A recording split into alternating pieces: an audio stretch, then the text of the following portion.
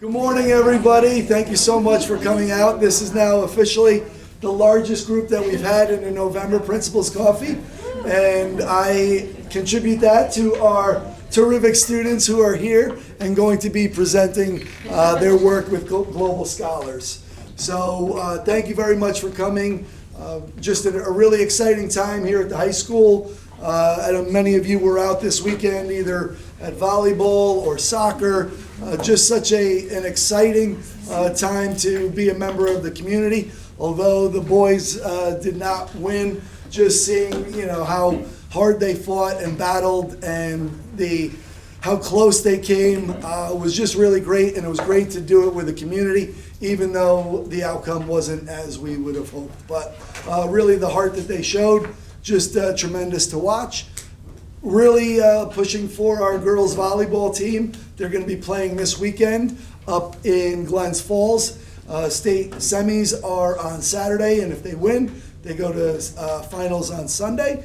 We even have one of our ninth graders, Eva, who is going up to Rochester to compete in the swim state finals. So we have that going on as well.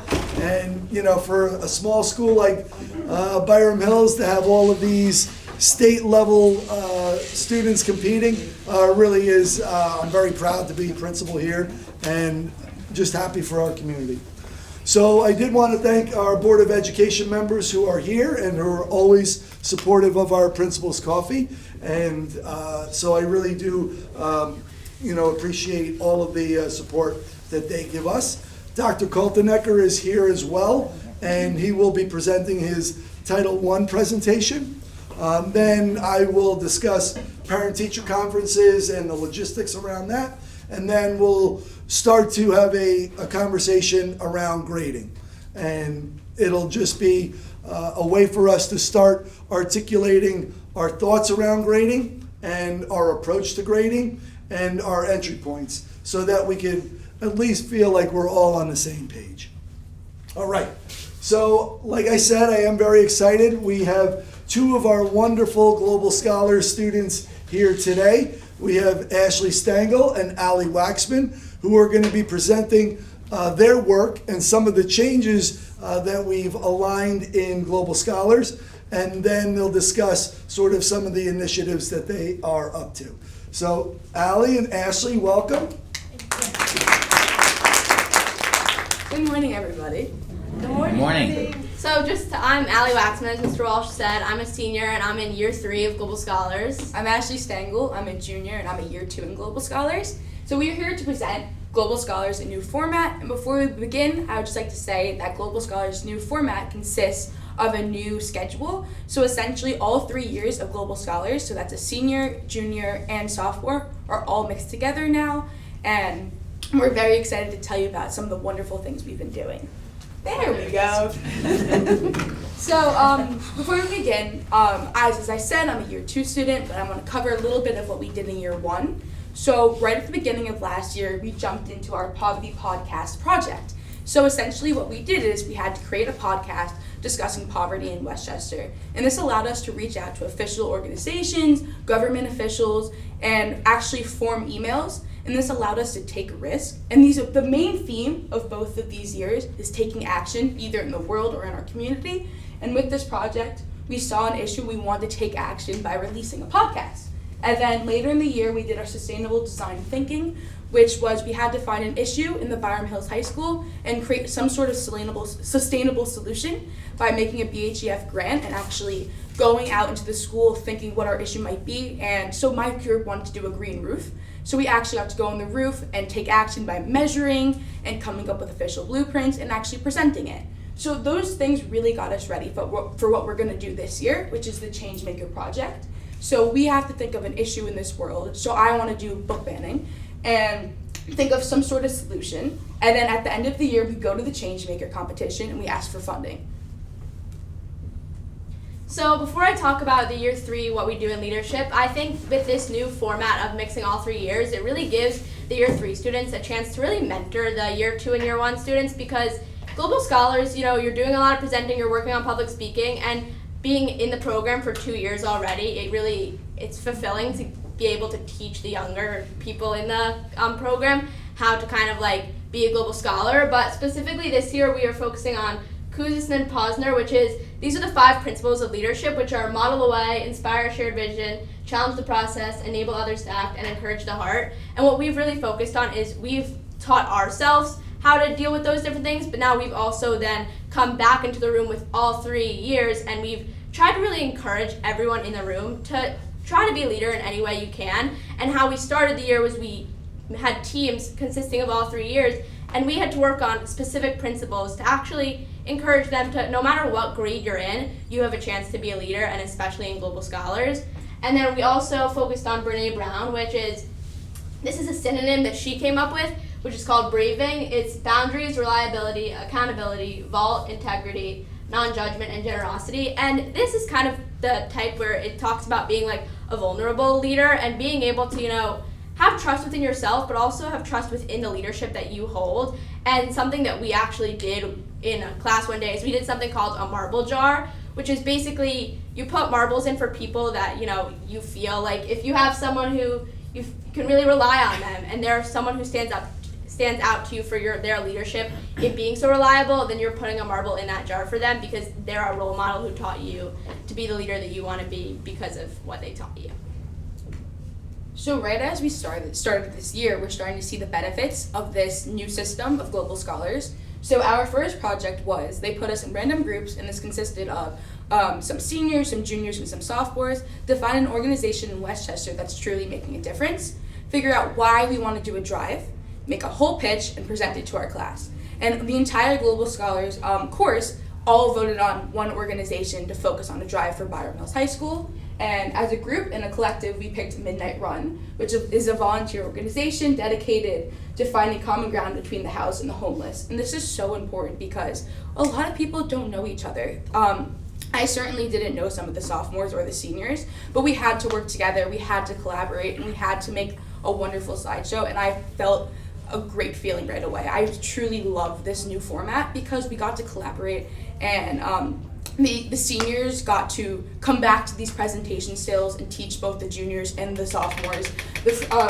The juniors got to come back and kind of feel that they're now starting to take a leadership position within Global Scholars and get to help both the sophomores and take guidance from the seniors. So it really is a great thing. But so when it comes to the leadership aspect with the year 3 students, is what we actually did is we created committees for our Midnight Run Drive, and we took the rosters of all the classes, and we really thought about the skill that we had in Global Scholars, because there was so much skill, even ranging from year 1 kids who have just come into Global Scholars, the leadership that they have already, and the year 2s who have done such amazing work so far. And we combined groups, so we have committees like presenting to adults, we have logistics, event planning, anything you can really think of, we made committees for, because we really wanted to give everyone a chance in Global Scholars to really make this drive the best that it could be, because we didn't want it to just be like, okay, the year 3s are going to take it and just run with it, but we want to make it so that everyone can feel that they have an impact and that they are a leader in our school, no matter what type of work they're exactly doing. So we will be having this drive from November 27th to December 22nd, and would you like to touch upon? Yes, if you'd like to help, these are some things we need. So we could use some hoodies, sneakers, boots, jackets, blankets, new socks, new underwear, toiletries, and feminine products. And we also have an Amazon wish list. If you would like to view the wish list, we have a QR code. And we also made some flyers just to remind you.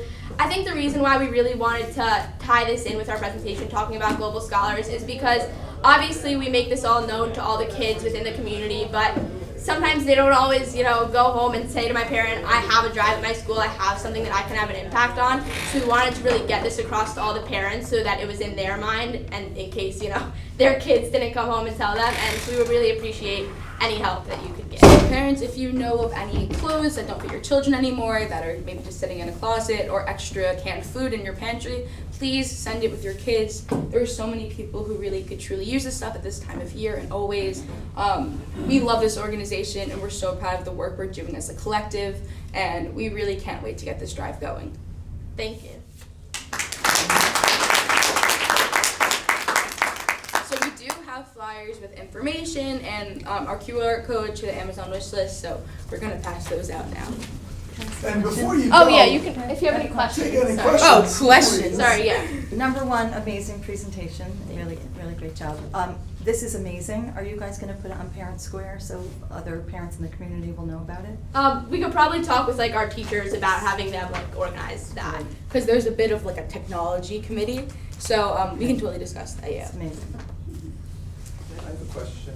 Thank you for presenting. You're amazing. Can you just talk about what skill you've learned in Global Scholars that you believe will help you beyond high school? I always have loved to public speak, but when I joined Global Scholars, I learned an entire new world when it came to presentation skills. And being able to present is something the Global Scholars course as its own really loves and finds very useful. And we have certain standards that we believe make presentations a good presentation. And so being persuasive, being passionate, having colorful slides, all bring the audience in, and that is something I feel that has definitely helped us in our high school career and definitely beyond. Yeah, and I think for me, we have mindsets that we focus on in Global Scholars, and one of the ones that I think I've really worked to improve on is, right over there, empathy, because I've combined my empathy with my leadership and really being able to step into other people's shoes, because in Global Scholars, we're focusing on issues around the world that we might not be personally dealing with, but many other people are, especially people who go to Midnight Run. And I think being able to be more empathetic and do these different empathy interviews, talking to different people who I have to put myself in their shoes and think about what they're going through, I really just love being able to grow my leadership with empathy. Thank you.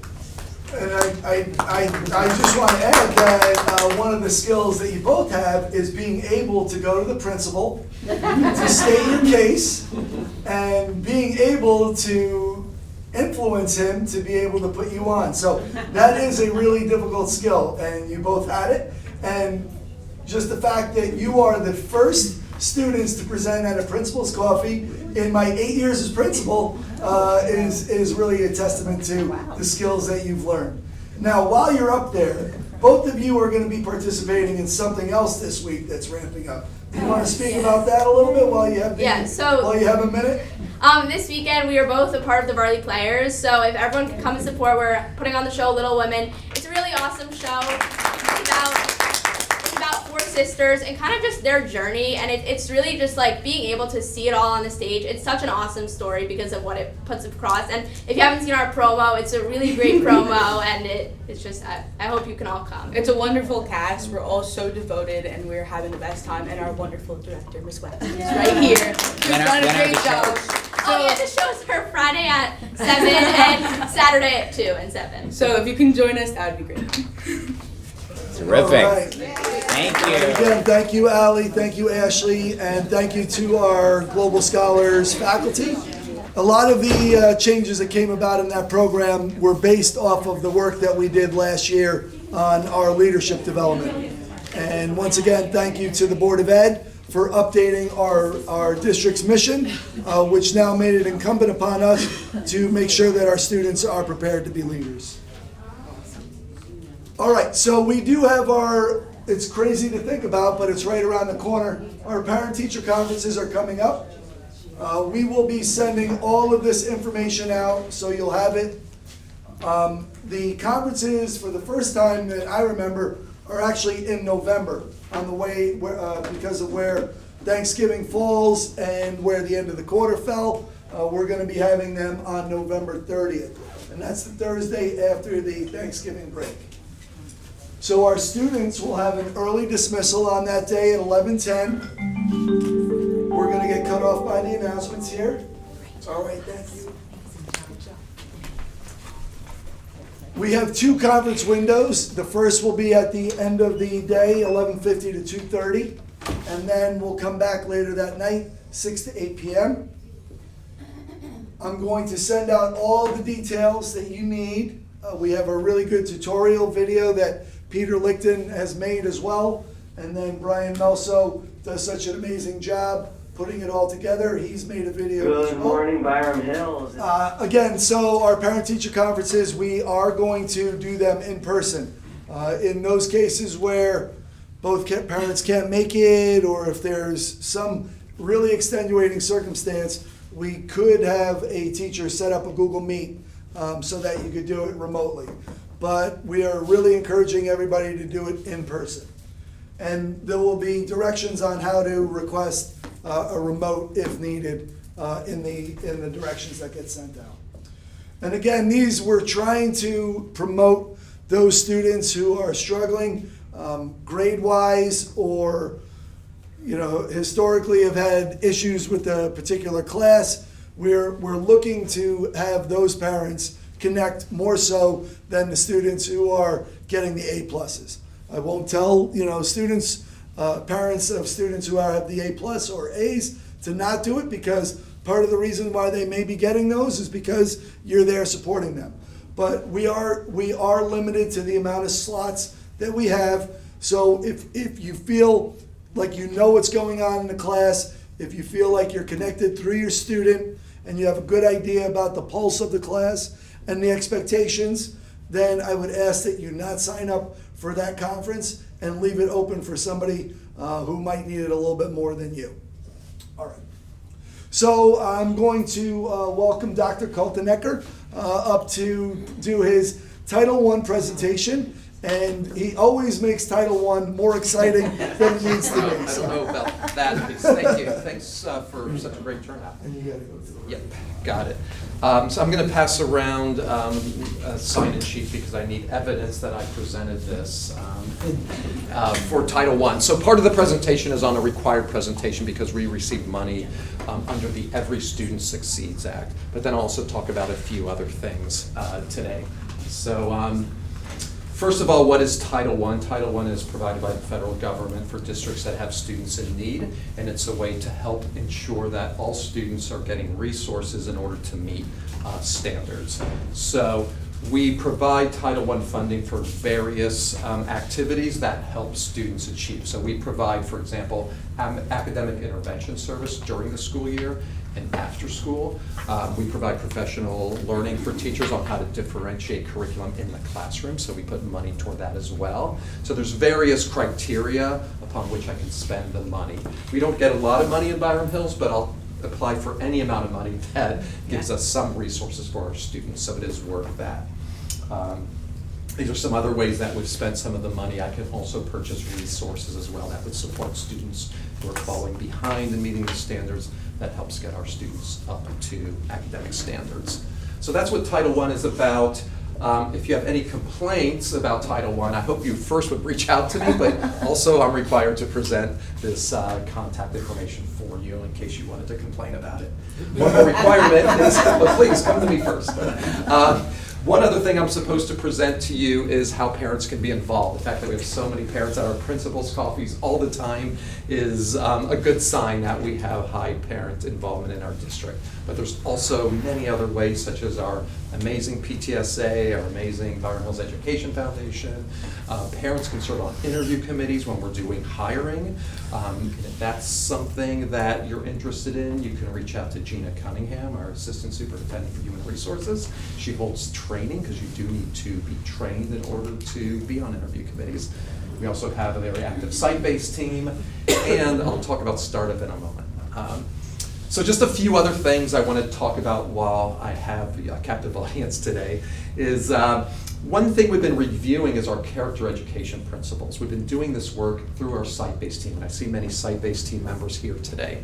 So you may be receiving a survey from us in a few weeks. We are looking at our current character education principles, which is respectful dialogue, respect for self and others, and service and kindness. Those were developed about 25 years ago through a committee, our site-based team, and through input from parents and teachers and administrators and students.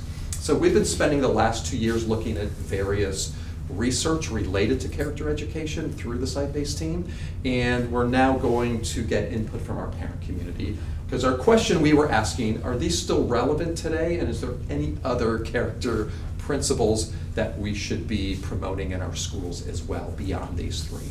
So that was a question we asked ourselves 3 years ago, 2 years ago, and now we're starting to develop a survey so that we can possibly revise these character education principles.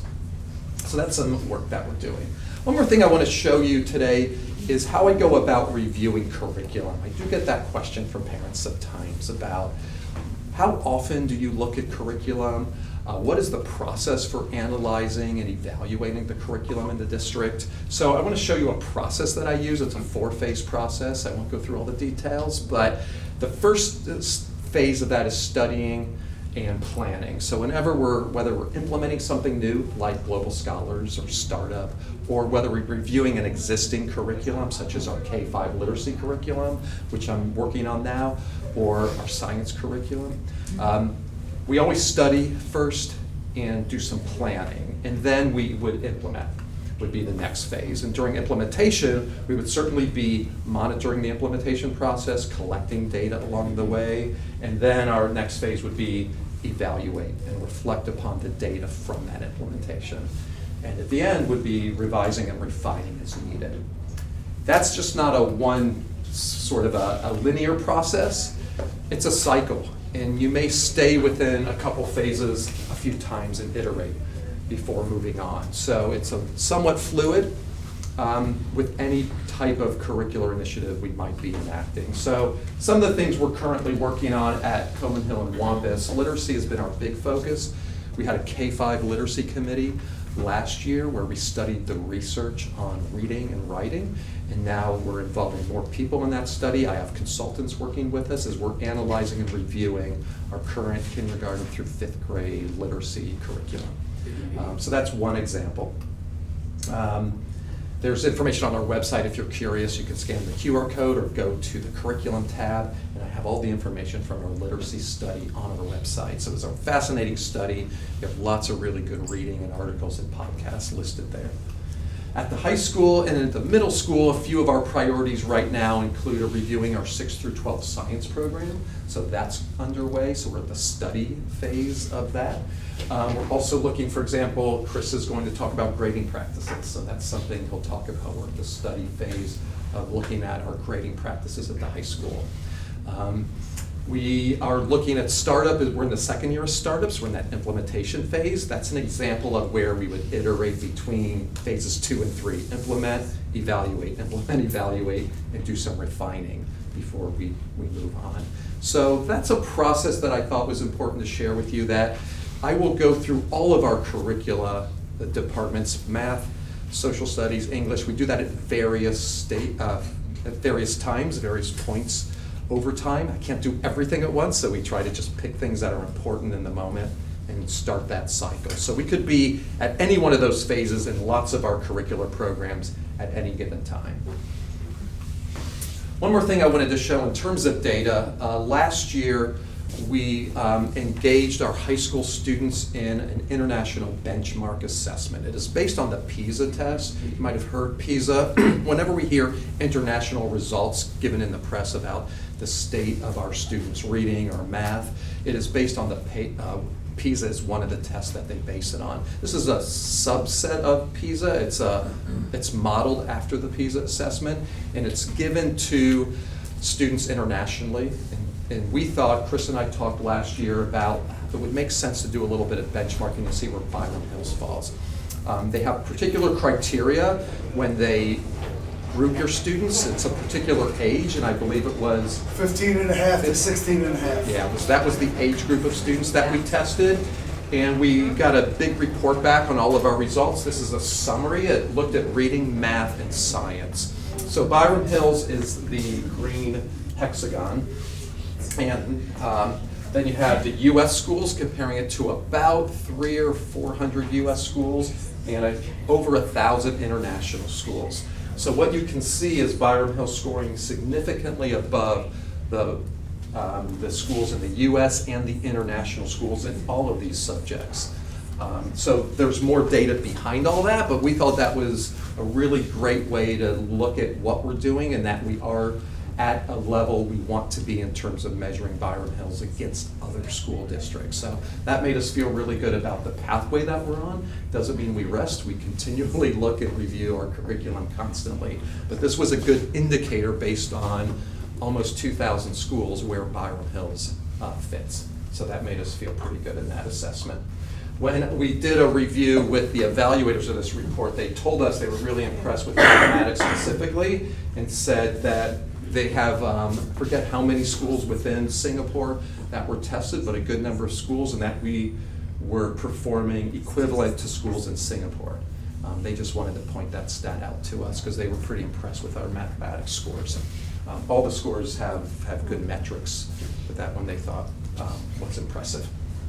One more thing I want to talk about is our startup program. We're in the second year of this entrepreneurship program for students. It's a really exciting program, and one element of entrepreneurship that I think is really interesting and a powerful experience for our students is that we bring in community members to work with our students. And there's various ways you can be involved in startup. You can come in and present some area of expertise, and we know we have such amazing expertise in our community. So you might be a lawyer who works on patents, or you might be a designer, or you might be someone who works with startups, or you might be in finance. All of those skills that go into students running a business, we're looking for experts who can come in and work with our students.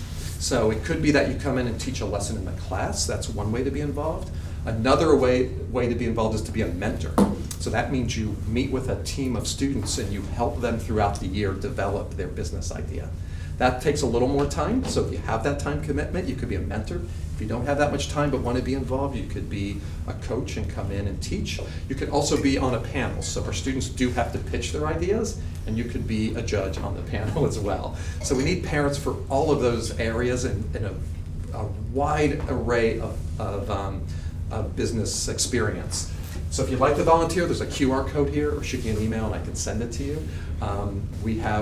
Last year we had 17 parents who worked as mentors to students. We had about 24 parents working with our kids last year. This year we have more mentors. I think we have 21 mentors, I believe, working with our students on a regular basis. So it's a really exciting way to give our kids real life experience and tap the experience of our community. So I'm really proud of that aspect of the program.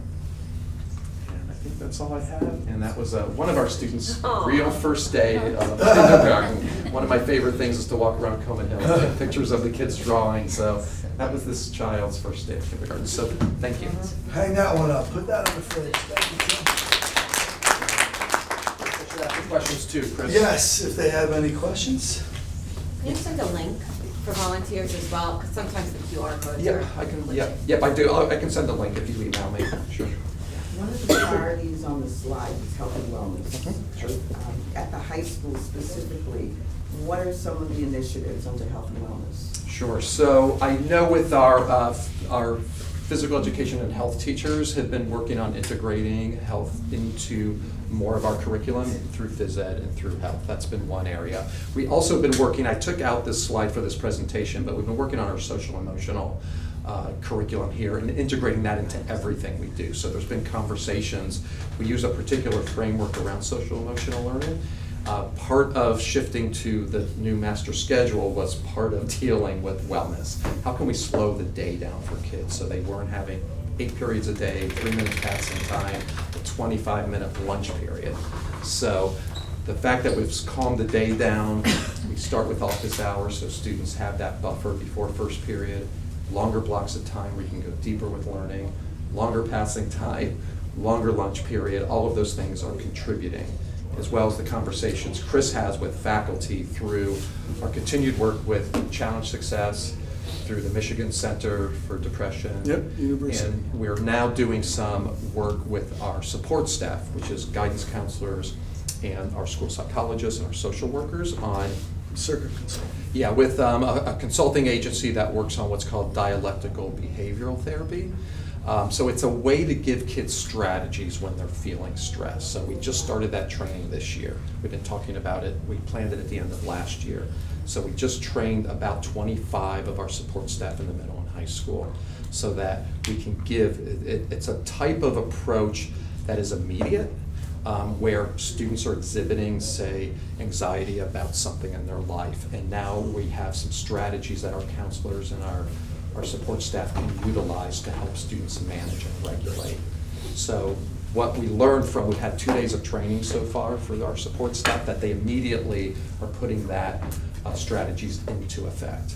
We're going to have follow-up throughout the year and do more training. We do plan on running a parent evening, so we're in the works of planning that as well. I'd encourage you to attend that.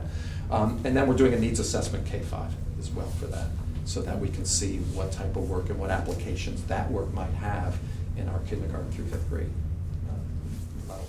And I think just overall, Tim, the ability for us to bring back our Student Assistance Council for 2 days a week here now.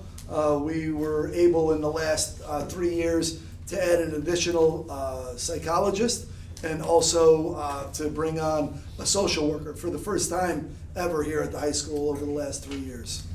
So. And social worker provides some groups and is available, right, for students that might be struggling with anxiety and. Yeah, absolutely, and supports our flexible support program, works with our students in our LCC program as well, and yeah, just a tremendous support for us. I asked that question specifically because a lot of kids don't reach out for help, right? They just kind of deal with it. So things like bringing physical movement and how that affects social emotional, like is there a connection between the two in the curriculums? I'm not sure specifically about physical movement in the general education classrooms in our typical classes. I think what's key for me is the conversations and the partnership with parents and making sure that if you have concerns about kids, you're reaching out to us, whether it's reaching out to the principal, to the teacher, to our support staff. You know, our guidance department is always available and willing to talk. I'm sure many of you have had very positive experiences with guidance or our other support services through our school psychologists and social workers. One thing I'll mention from watching our 2 wonderful students present, part of what we're trying to do as well is shift some of the coursework that we're doing with kids. Entrepreneur and Global Scholars were intentionally designed to be courses that felt different for students, that weren't your typical, you know, I need to go in and get an AP course, high pressure, but it was meant to be high standards, but make it feel more like a work environment for kids, where it feels like they're going to work every day. And I would hear that from the Global Scholar students. They said, we feel like this is a workroom, not a classroom. I've heard kids say that. And one thing that's jumping out to me with when the students were presenting was hearing them talk about the notion of helping, wanting to help others, as well as asking for help.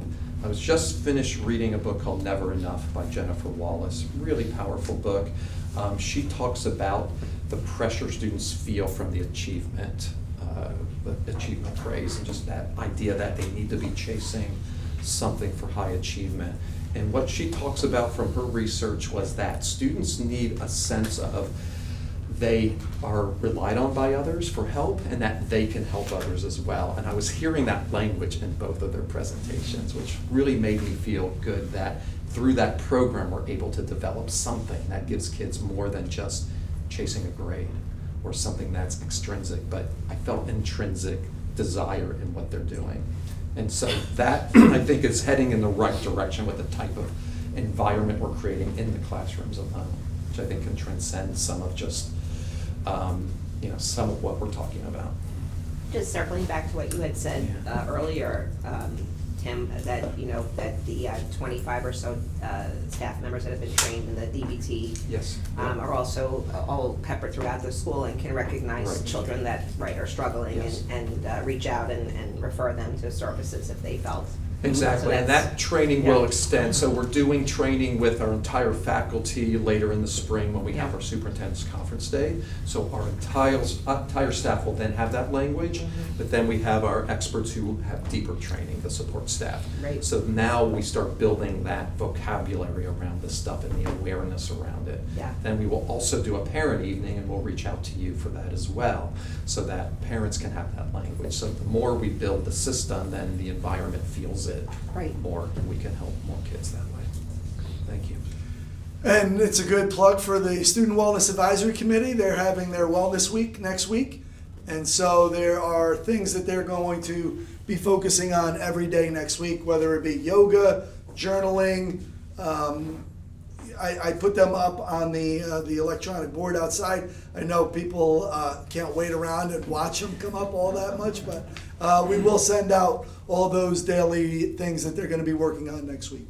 And our hope is that some of those get extended and kids pick up on them and just use them in their own lives. So, but we were joined, and it's a perfect time to introduce Mr. Dave Trizano, who came in as Tim was speaking.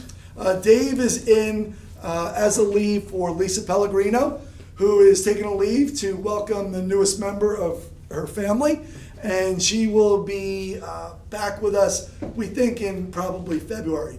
But Dave comes to us with years and years of great experience as a principal, assistant principal, and Dave, I'll give you the spotlight and I entered through the wrong door. You know? Yeah, no, it's wonderful. Thank you, everyone. come on up, Dave. Just so the camera can see I like to for the stay audience. back and there. This is just a quick hello to everyone. I didn't know I'd be put on the spot. So. This is a great opportunity. You know, my background, as you know, Chris was saying, was a high school principal for a number of years, a long-time educator, and I stepped away when COVID hit, and it was time to step back. And Tim reached out to me and asked if I was interested, and I said, I don't know. But just having been here maybe 5 or 6 days, it's one of the best high schools that I've had the opportunity to be in, and I've been in 5. And I know it's a kind of a quick and dirty assessment, but just the atmosphere here, the collegiality, the support, the leadership, I felt comfortable from the moment I walked in the door. You know, and I'm trying my best to get to know the students well, because that's always been my forte. You know, being a building administrator, I've tried to be around and engaged. So this is a new challenge for me in the mathematics department, but I'm looking forward to it. So thank you very much. Thank all of you very much. And I'm going to back again. All right. Well, yeah, we're going to talk about, there you go. Don't go too far, Dave. We're going to talk about grading, so it's going to get exciting here. So thank you very much. This discussion around grading, it's an important discussion to have as a community. And I'll just start by saying that just like Joe Feldman, who is the author of the book Grading for Equity, says, discussing grading is messy, complicated, but important. And we know that people are coming in with all sorts of different lenses when we discuss grading. Now, we've all gone through our own schooling, and we've all sat there and done exams in the blue books. We've all taken Scantron tests. We've all probably had tests that we traded with our neighbors and had them grade and gave us back a terrible grade. We've all gone through the process of being graded. So we all have our own scenarios that we come in with when we have this discussion. Now, the reason that we're doing this discussion now, there are a number of reasons, and I want to go over them so that we can sort of set the stage for why now and why the deep dive. So first and foremost, we updated our mission. And when that mission got updated, that allowed us to reflect on what we were doing and whether our grading aligned with our values. And does an A+ in a class tell you that our students are ready to be productive and responsible citizens and leaders of the 21st century? So trying to connect our mission to what an assessment or what a grade said to a student. That was first and foremost. Now, we also know that we're in a time where post-COVID, we see a lot of test optional schools out there for colleges. We see recent Supreme Court rulings that change the way that colleges are looking at students when they are determining whether they'll be accepted. We know that the Common App has made it much easier for students to apply to colleges across the country, and we see that those rates have gone up tremendously. We know now that colleges are focused a little bit more on GPAs than they have in the past. And so, obviously, if colleges are looking at that, we want to make sure that we understand what's going into our GPAs and that we have a discussion amongst the community so that we can articulate our ideals around that.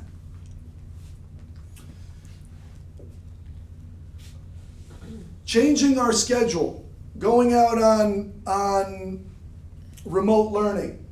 I remember one of the early conversations I had with Tim and Jen was we went out right at the end of the third marking period. Now, for those of you who had students back then, I don't know, there's some of you still here, but you'll remember we tried to alleviate some of the stress for students that comes up at the end of the quarters by doing a staggered end date to our quarters. So that meant that math maybe ended 1 week, English and social studies and science the next week, and then world language and health and phys ed the next week, fine arts after that. And the idea was that we would alleviate some of that stress that students felt with a hard deadline of the quarter. Now, nobody could predict that we would all go out on a pandemic, but what happened was some of those students had already finished their third quarter. Some were still in third quarter. And so we were wondering, how do we really give a kid a grade when we don't really know if they're all in the same spot? So those initial questions about what does the grade what should it entail started to get us thinking. And then we said, how do we really assure any sort of academic integrity with traditional tests when kids are sitting in their living room and they have access to, the internet and their parents and their siblings? What does really grading look like in a world where we're not able to be in front of the students? All right, we know that coming back in, we changed our master schedule. We went to 64 minutes. It aligns more closely now with our values of what we think our learners should be doing. Now, with that change came the question of, are we going to be testing our kids for a full 64 minutes? Or maybe we can change the way that we're assessing and grading kids. So separating out assessments from grading as well, what else are we going to be putting into that grade? Are we going to be grading behaviors? Is it important for kids to do homework? Should that be included in the grade? So just the overall flipping of our master schedule raised a lot of questions. It's not like when we were going to school and you would go in and there was that idea that taking a multiple choice 25-point Scantron test was going to give you the precise grade that you earned in that class.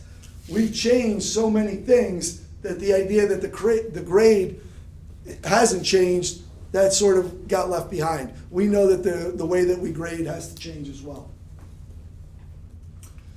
Now, keep in mind, right, the current grading system that we're under has not changed in over 100 years in America, right? You're going back to a scale that was developed way back when, and it really hasn't budged too much because it worked for many people, and it's sort of an easy way to just align what you think the achievement was in a class. All right, like I said, our master schedule shifts that.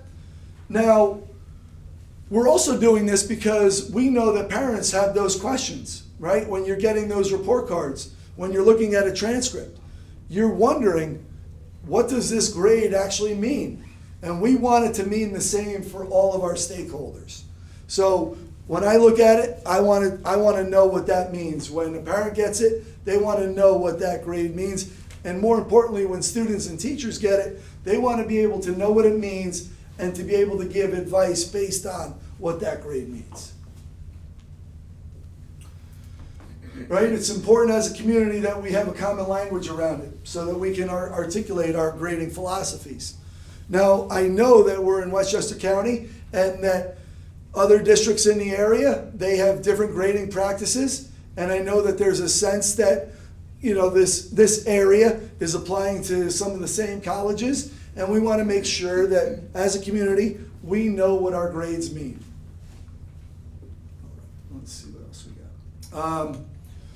So last year, Tim and I and a number of our, I think Kim Lappel was involved, Andrew Taylor, one of our teachers, Mr. Covert. We participated in a tri-state study group around this anchor text, Grading for Equity by Joe Feldman. And what the text does is it tries to get people to think about what grading really matters in grading.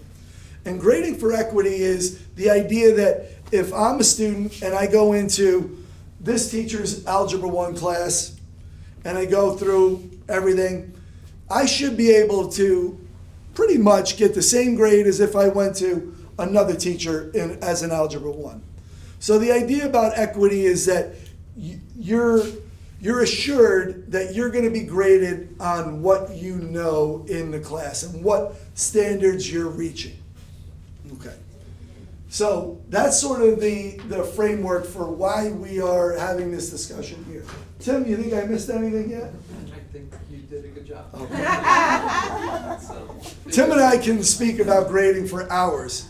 And my son at home, I have started to speak to him about grading.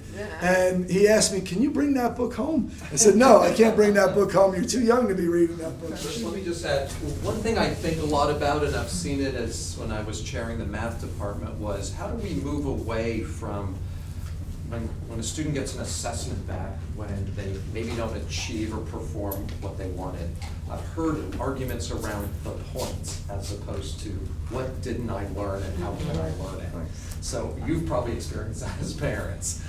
So my goal, our goal, what I would love to see is how we can shift that focus. How can we change the dynamic so we aren't chasing the points? It's not about point accumulation, but it's about, wow, here's some things I didn't learn that I need to learn before the course ends.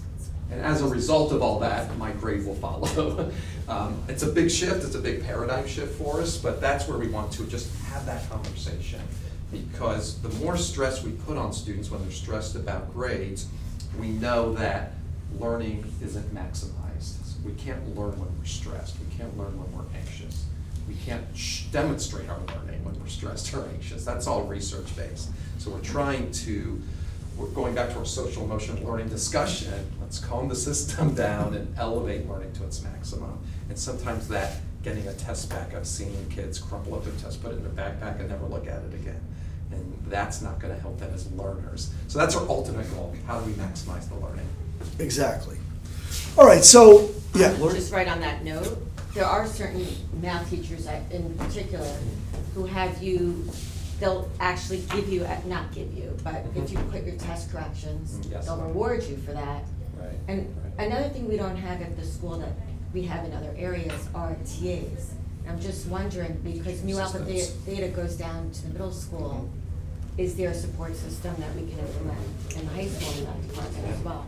Yeah, it's a good question. We look at our TAs and we think about, the felt need. And the first one we started was in the chemistry. And it was because we were trying to get students who had not normally taken chemistry through the regions. So I am totally open to the idea that we would look to open that up in math like we did in computer science. We have it going, we're proposing it for fine arts next year, and we would also look to do that in math. I think what we're trying to do is to identify what would be the most important math course to do, right? Because rather than saying you're going to work all the way throughout all these different levels, finding one where it makes the most sense is something we would look into. All right, so as a way for you to participate, let's see if we'll look, but why do we grade? Anybody want to give a stat, like, what are your thoughts of why we grade? What are the reasons behind it, Lori? To see what your classes learned so far, assess, are they grasping the material? It's a way to receive feedback. Standards. If we're reaching our standards. Yeah, individuals and that's where and as a school, just like Tim looked at the OECD data, that those kids got graded on it. They gave us those grades, and then they said, this is where your grades on average align with everybody else in the world. Sally? Comprehension. Comprehension? Good, right? So if you're at a level of competency, Motivation to study. motivation, grades are very motivational. They can be. And they can be very motivational the other way. If you fail, you are not going to ... You'll never play another video game if you get less than a ... Abby? To see if the teachers are actually teaching the material in a way that students can grasp it. Yeah, right, exactly. A way for teachers to read, teachers and administrators to get feedback on whether we are aligning with what we say we're going to be teaching there. Peter? Identify opportunities for further focus. If you see an area that needs to be kind of repeated so that it is grasped, this grading kind of helps you understand that. Yeah, gap analysis is another way that we grade. So a student can come in, and if you give them a pre-assessment, you can see, oh wow, we need to do some work in this area or that area. I can't believe nobody said it yet. Come on. I feel like it's like Family Feud. We're not Well, you need grades so the kids can go. Oh, ding, ding, ding, ding. Come on down. Trying to stay away from that. Yes, right. There are, we grade in large part because colleges are asking us what the kids' GPAs are. Now, just like Tim said, I think traditional A scale, B scale, those are great for kids to get and to receive, but I don't know if they align as closely as we would like with creating learners. All right, so let's see what else, right? They can be motivational. They can be a predictor of future success in a course.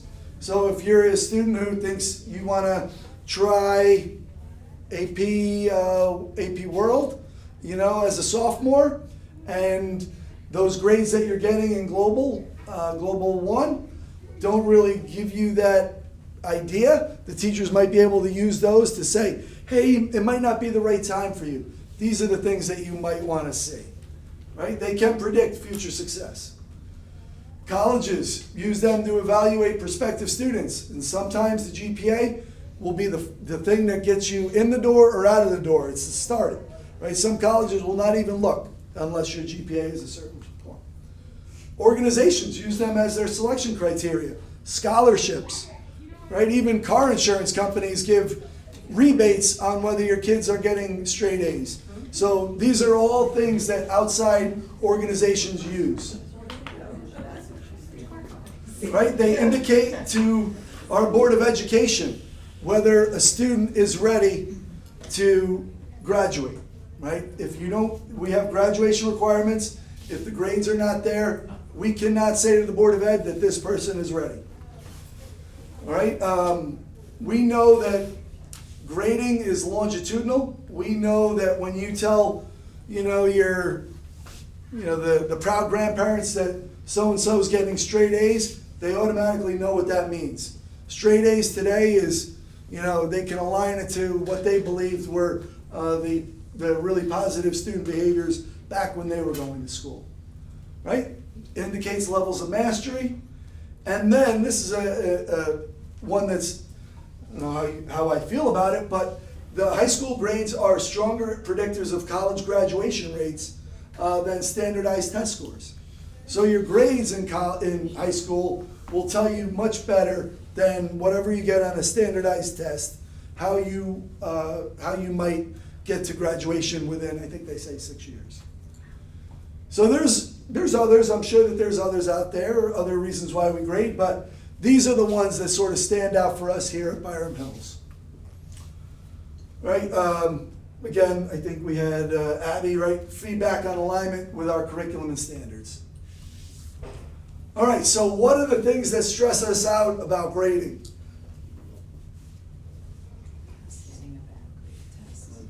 Yeah, I think Liz hit the nail on the head when you think that one grade is going to lead to you not getting into a college. That's going to be really, really difficult. But there's others, I think, that have been out there and that we've heard about and are good to just float. So colleges and universities use them to make decisions. I think that's a leading cause of stress in our work with challenge success.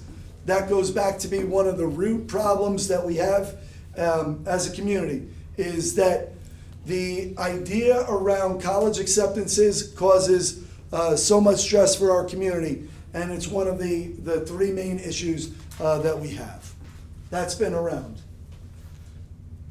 Grading systems can be arbitrary or subjective, and this is one thing that I think we have all seen, right? I think growing up, maybe our parents told us you're going to have all sorts of different bosses in life, and it's good to know how to work with those different bosses and what those bosses need, right? So one teacher might grade homework. Another teacher might grade class participation. Another teacher might only give 2 major assessments. One might quiz every week, small quizzes, right? So what's going in to making those grades is going to be different for teachers.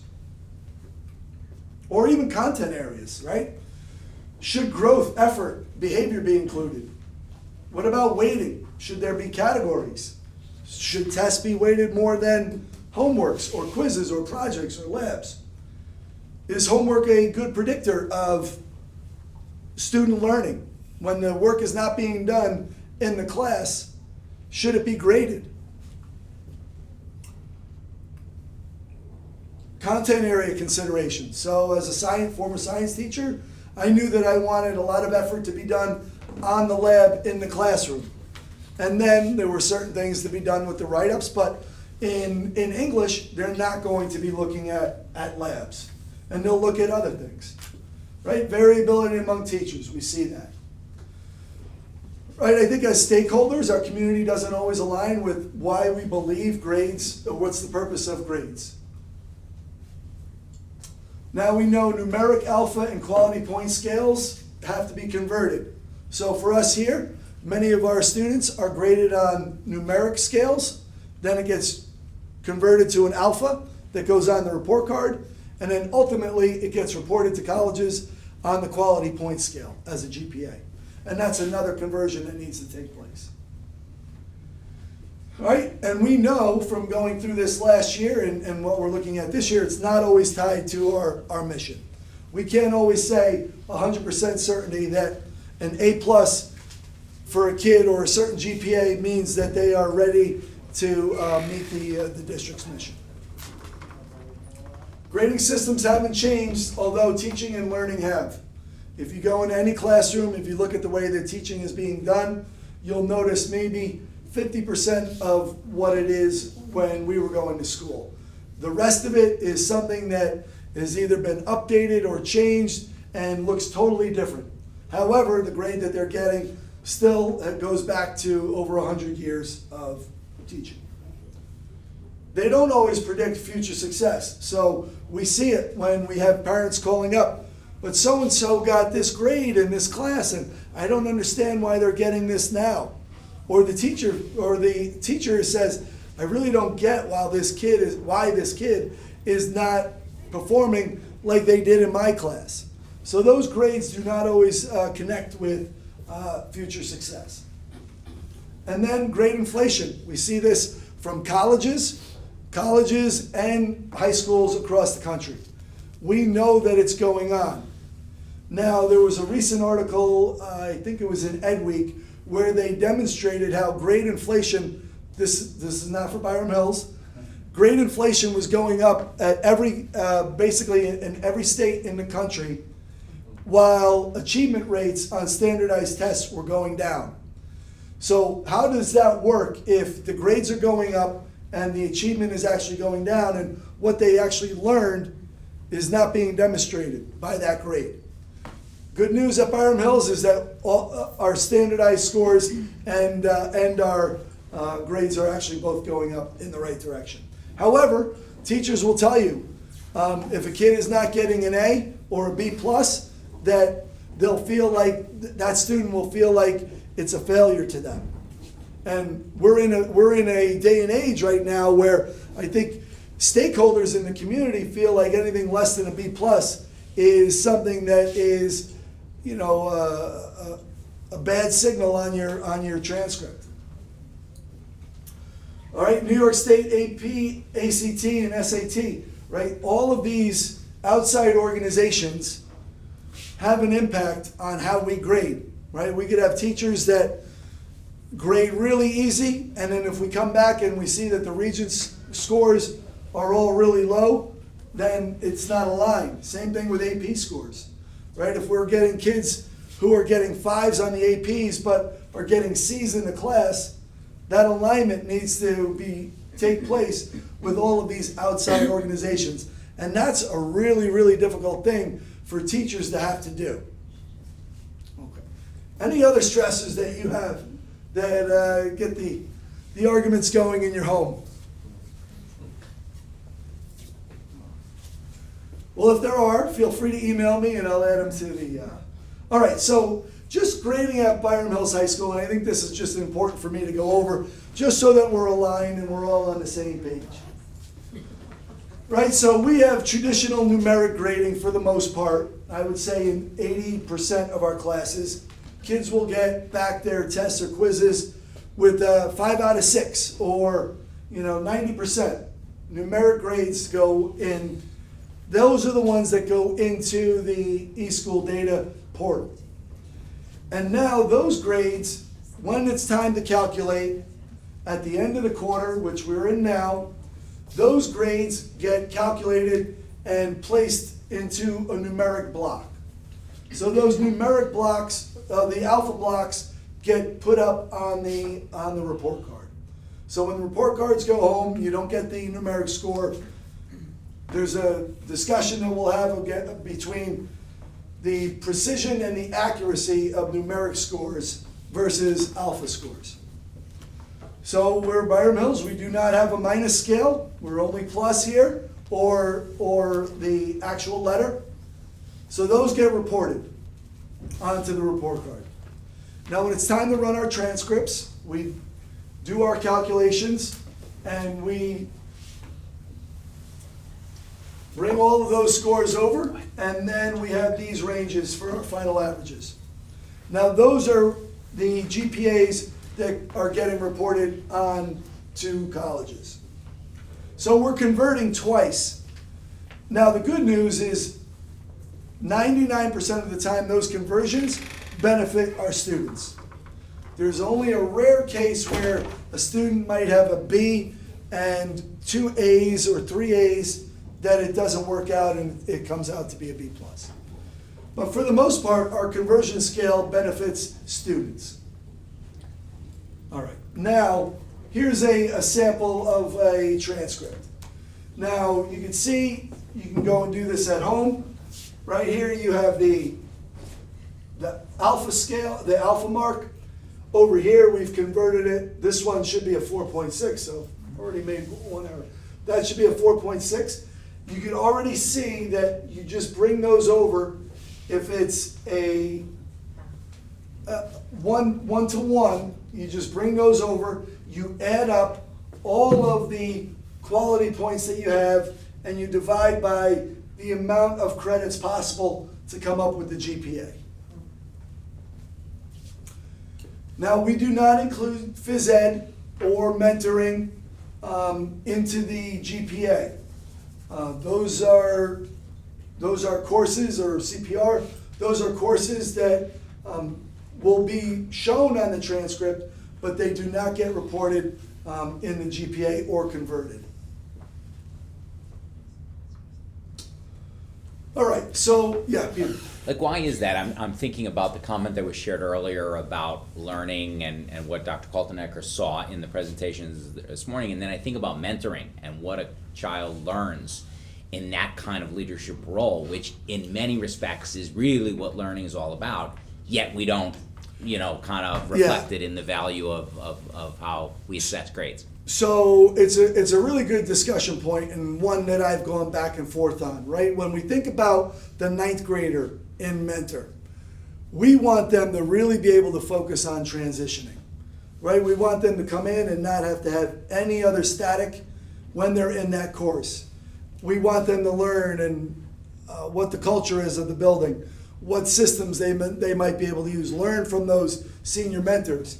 Now think about that if you're going in and you're thinking that, oh, I have a test in mentoring, right? I think the message that we would send if we were applying a grade to it is different than what we really want.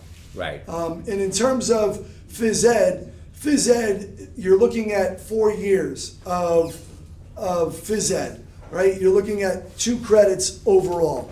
And so the idea was that, yeah, we want colleges to see that our kids are taking it, but we don't necessarily want to have that connected because there aren't, back when it was done, there aren't traditional assessment types in phys ed the way that there are in other classes. Right. Now, Do you need a test to do that? Like, so you that, well, you you know? don't need a test. You need some form of assessment. So I think in phys ed, the standards in New York State, they're so flexible. It's really hard to show kids reaching those standards through some sort of performance assessment. So there's so much variability to it too, right? You're having kids, some of them are doing team sports, some of them are doing individual sports, right? To be able to have those assessments to get a grade that we really feel like represents who they were there and that we would want that to carry with them, it wasn't something that we really felt comfortable moving forward with. But yes, Liz. Oh, can you just go back to the other slide for a second? Yes. Or one before that, sorry. So if you're looking at those quality points, so like a B plus, for example, is a 3.6, right? Yep. So when you're applying to some colleges though, you're gonna input your grades and they're gonna take that and recalculate it themselves. And several colleges don't assign for pluses and minuses. So although you've been earning a 3.6 and you think, yeah, I'm golden here at Byram Hills, when it gets recalculated, you're really only a 3.0. So is there a way, like, I mean, I know you can't. Yeah, that's a. It's like not fair for the kid who maybe has like an 88 in a class versus the kid who has an 80, but they're seen as the same. Yeah, it's a great point. There are certain colleges that will take all of our grading, they will strip it off, and they'll apply their own either weights or systems to it. Some will look at sophomore and junior year with a heavier lens than they do freshman year. Some won't even look at freshman year or 8th grade. Some will look at it all. Some will, look at AP classes and put weights on there. Some will, won't look at any of the AP classes. So there is no rhyme or reason in terms of how the colleges are looking at the GPAs. But for a lot of this, right, it's about how our programs sort of are presented to the colleges as well. And so how our students are faring in those. So it's a great question. We ask the counselors, we ask the college advisors when they're coming in all the time, what are they looking at? And certain years they'll say, oh, we were looking at biology really heavy this year. For whatever reason, they wanted to design their courses that way. Some will look at their art classes, and if it's an art school, they'll only look at those, right? And just look to make sure that they pass in the other ones. So it's a really great point that you bring up. We do the best we can to standardize what we're presenting, and we know that the colleges then shift it around. Yeah. So I'm a science person, I like data. Why aren't we just using the numeric grades as the ones that we give the kids? They can see their portal anything, but why is that not just what's on their report card? It's clear and plain data, and then that's what's going to colleges to work from. Because in that case, if you have an 88, the college sees that you have an 80. Yeah. An 80. So like, why even convert it to this numeric grade with no minuses? Yeah, that's a great point because there's a fallacy of precision when you assign just numeric grades. There's a fallacy that you can be that precise for a student that you know that their learning was exactly an 88 or an 89 or a 92. Now the idea that somebody who gets a 92.5 somehow learned a little bit less than somebody who earned a 92.3, that's not an argument that we can make. So we use the alpha because we believe in the idea of the range, right? And we know that an A+ will tell you something about the range where that student falls. The idea that now a 96 or a 97, that there's any difference there, that really just doesn't, you can't be that precise because we're looking for accuracy. We're not looking for precision. You're looking to grade what you think they've learned, not their actual performance on the test then. Like, because the numeric number is hard facts. You got 30 out of 50. There's your hard, like. So again, once you start actually doing it with a number, there is that idea that your subjectivity is totally eliminated. There is no way to eliminate subjectivity in any assessment. And so even on a multiple choice test, right, you say you have 25 points, they're all weighted with 1 point, and then you say, number three might be what's 1 plus 1. Number 4 might be what's the square root of I squared, right? The idea that all of those point values are absolutely the same, it's just subjective. You're doing it just for the ease of grading. Now the idea that you could get a test that would demonstrate to that level of precision, that just one hasn't been invented yet. And I think for us to say to a student that we're going to know within 1/10 of a point absolutely how much you learned, it's a lie to them, it's a lie to the community, and it's a lie to the colleges. Great question, though. We love the idea of precision versus accuracy.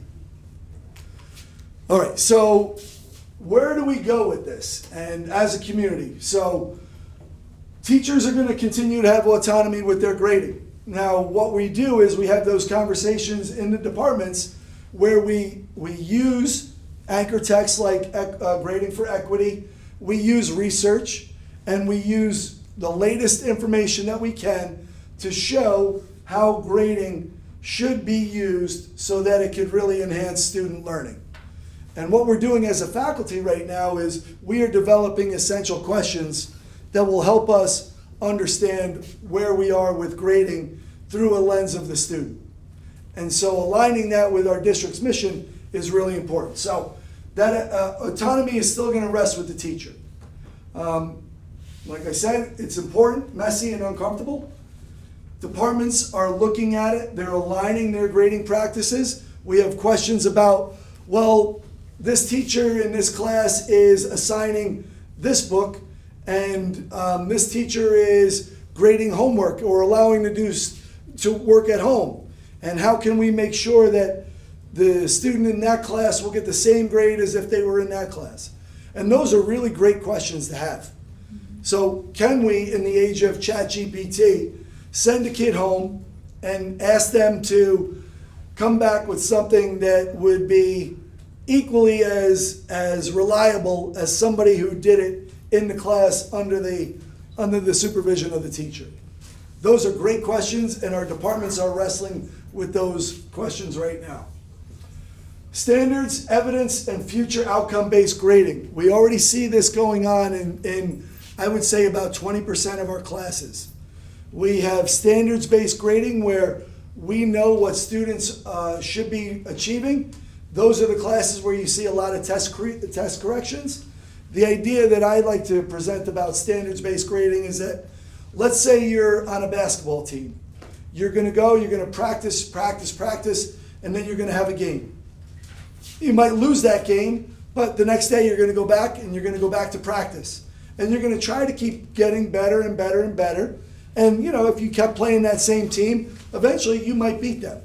Right? So the idea about standards-based grading is you know where the bar is, and you're going to have many opportunities to continue moving towards that bar. So evidence-based grading, right? Can you show demonstration through skills that you've learned what we want you to learn? Future outcomes, very similar. What we really hope in the future for you is for you to demonstrate X, Y, and Z. And then my big hope down the line is that we eventually moved to the place where our transcripts highlight competencies rather than GPA. So Tim and I have done work with a Mastery Transcript Consortium. We've looked at it, and the idea that we would have these different competencies and that students could demonstrate those competencies, and then that would be reflected in their transcript. So if we were to take our students here and we wanted to have one of our competencies be leadership, right? The idea that they would be able to demonstrate leadership through presenting to us, or maybe it would be service through others. Maybe it's global competency.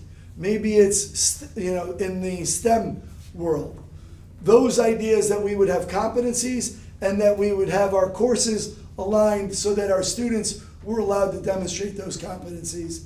That's what I'm hoping we go towards in the future. The good news is that I believe that a lot of colleges are starting to accept those transcripts. It used to be that only private schools would accept them, but now the latest version, the large public universities are accepting them as well. So that's maybe a 5-year down the line plan. All right, any questions, comments, concerns just about grading? If you want to be involved in it more, we would ask you to reach out to me, Challenge Success. We're going to be looking at this. I'm also, after we get through with the faculty, opening up a committee for parents to sit on the grading committee as well. And so I'll put that information out later in the year.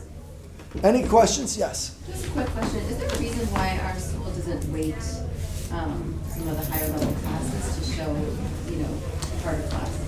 Yeah, just for that reason that weighting is really, it's arbitrary as well, right? For us to say that now an AP class or a class that a 9th grader usually takes during 10th grade, the only time that we actually weight, it's internal.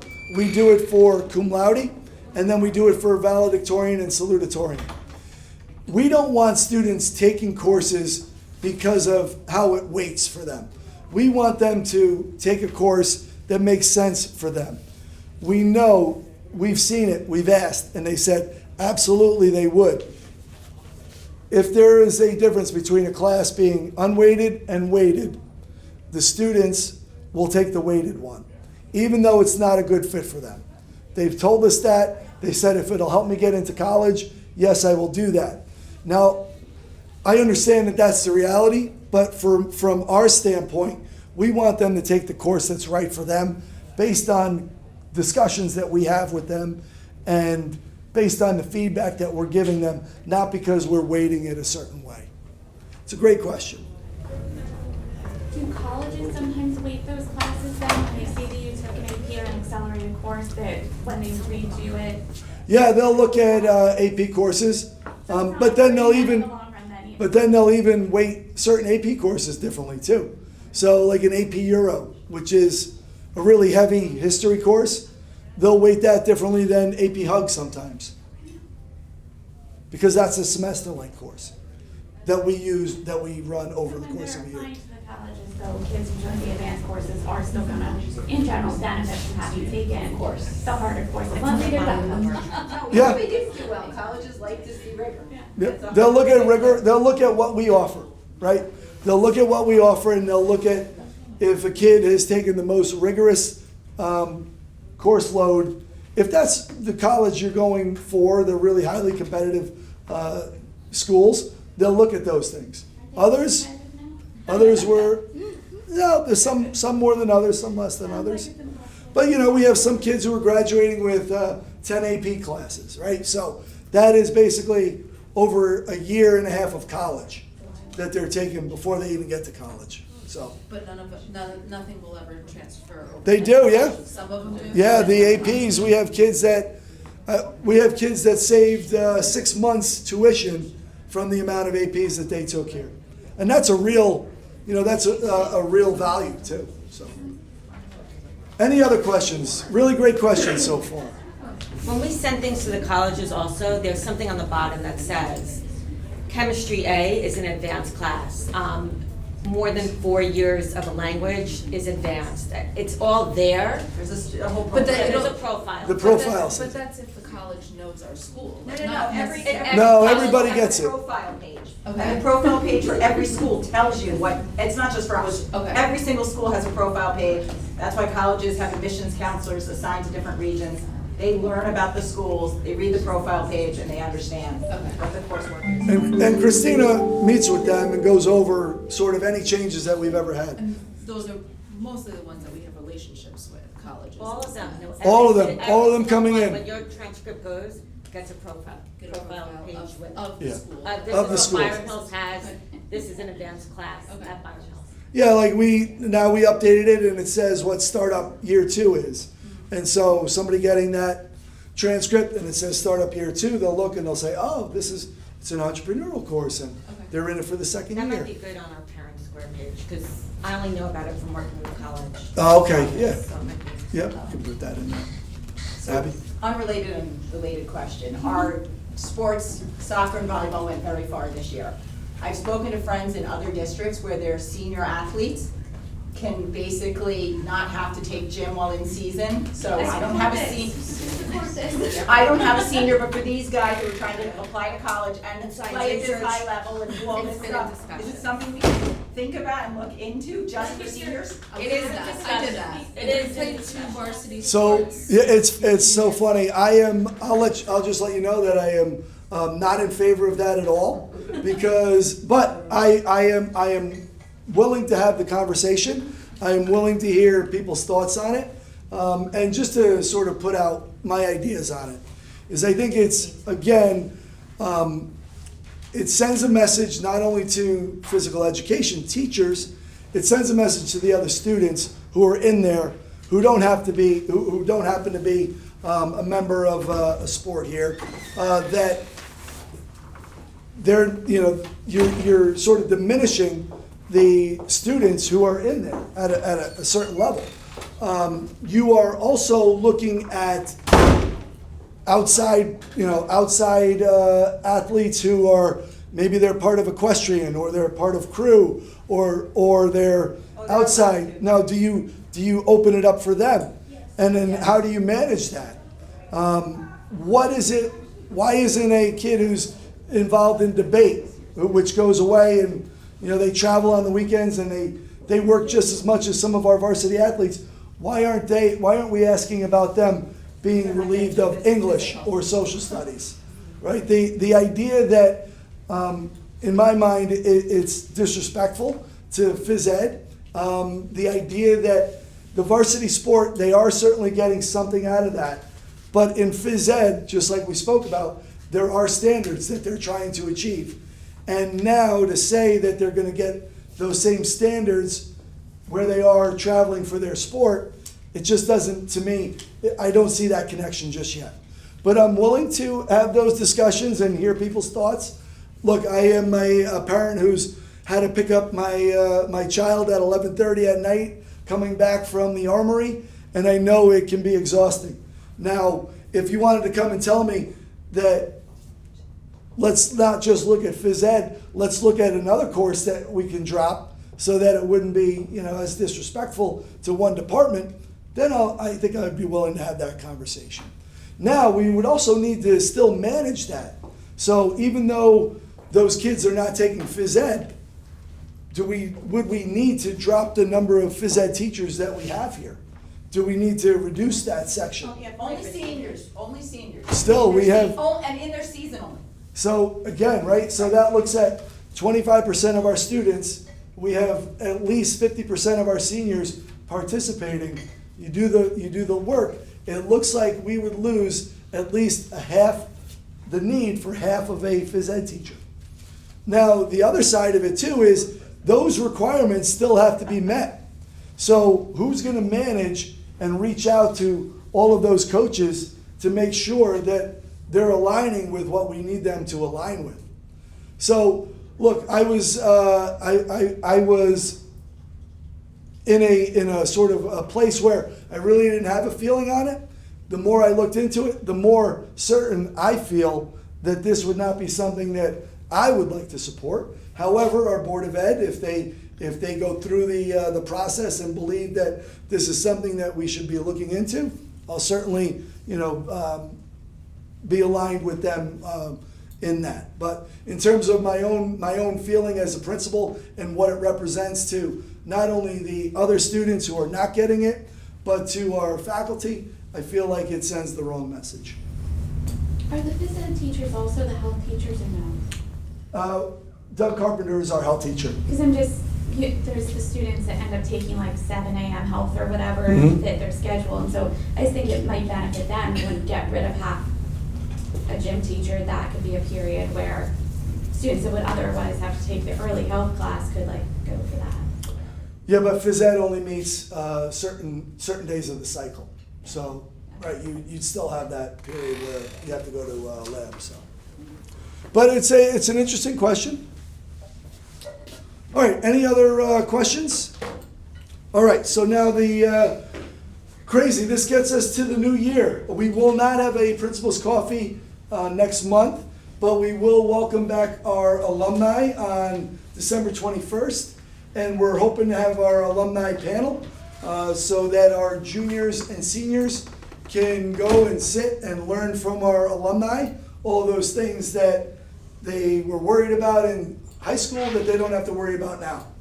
So anybody who is taking an AP, remember the deadline is tomorrow. So we have it up in Parent Square, the details for submitting payment. Picture retakes are tomorrow as well for underclassmen. We have our senior internship parent meeting, 7 p.m. on Thursday. Varley players kicking off on Friday and Saturday. Our girls volleyball team playing on Saturday and hopefully Sunday.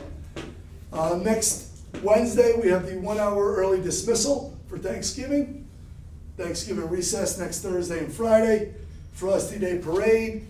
Early dismissal coming in for our parent-teacher conferences, 11:10.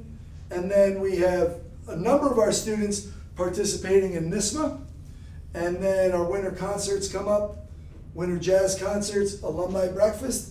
And then we are out on our winter break, hard to believe. And then I'll see everybody back in January. Liz? Is the internship meeting being recorded, or? We'll record it and then we'll send it out. All right. Thank you very much, everybody. Thank you. All right. Have a great Thanksgiving. Go Bobcats.